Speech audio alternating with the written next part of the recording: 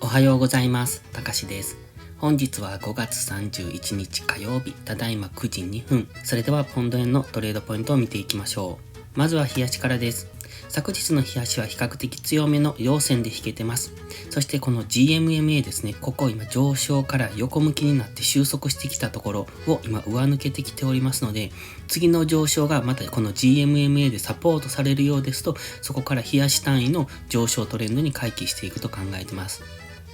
今は一旦上抜けたんですが、この GMMA が収束している間、横向いている間っていうのはまた抜けやすくなりますので、下抜ける可能性もあるというところで、その辺は注意が必要です。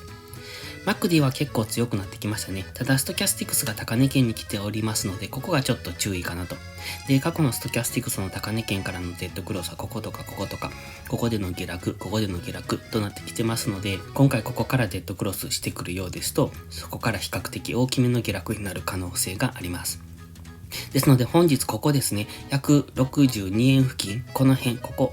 前から言ってますが、ここの大きな陰線での今、腹見足になっていると言ってるんですが、この大きな陰線を、上抜けてこれるかどうかっていうところが本日のポイントです。ここを上抜けてくるともう一段上昇というところですね。今、上抜けそうにも見えますので、この辺が期待ですね。では4時間足です。4時間足ではこういった下落トレンドを描いておりました。今まで高値を切り下げてきてまして、そして安値を更新してきてました。そして GMMA がずっと下向いていたんですが、ここのところずっと横ばいで、下落トレンドではあるんですが、方向感のない状態っていうのが続いてました。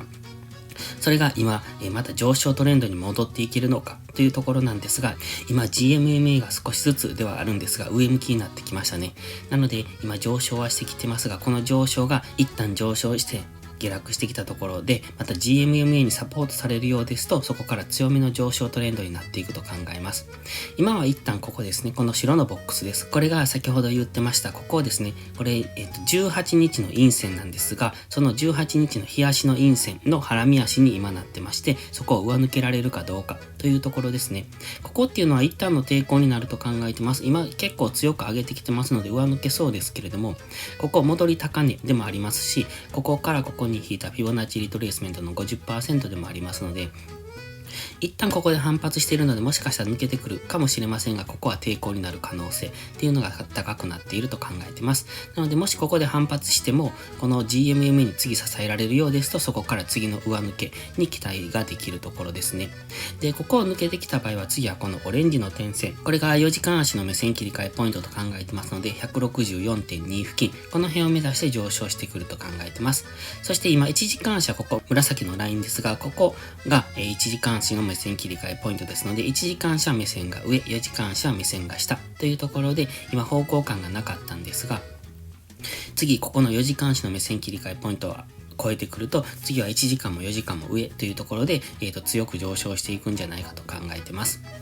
現在はここのボックスを抜けられるかどうか。抜ければ次のターゲットの 164.2 ぐらいを目指して上昇すると考えてますし、もし抜けられなければこの中での推移になるのかなと考えてます。一旦はここの高値を超えてくると思いますが、またこことかこことかこの辺が抵抗になっていると考えますので、上抜けても騙しになって戻される場合もありますので、その辺は注意が必要ですね。前回お話ししてましたこの三角持ち合いなんですが、抜けてはきたんですけど、すごくこうじりじりとした上げ方で分かりにくかったなと個人的には思っております。もう少し明確に抜けて戻しを待ってからの上昇ってなったらよかったんですが、じりじりとっていう感じでいつの間にか上昇したっていうそんな印象ですね。今は4時間足もストキャスティクスが高値圏にありますので、一旦の下落を待ちたいところですね。今ここでブレイク狙いっていうのは、もしかしたらこのままブレイクして上昇するかもしれませんけれども、それは危険ですので、今、日足のストキャスティクスはまだ上昇余地があるんですが、4時間足はそろそろっていうところです。ただあまりこの過去のこの、ストキャスティクス機能していない感じもします。この辺は綺麗に機能しているんですけど、こことかね、こことか。ここに来るとあまり機能していない感じですので、今回高値圏にありますが、このまま上昇する可能性もあるなとは見ております。ただやはり抵抗大ですので、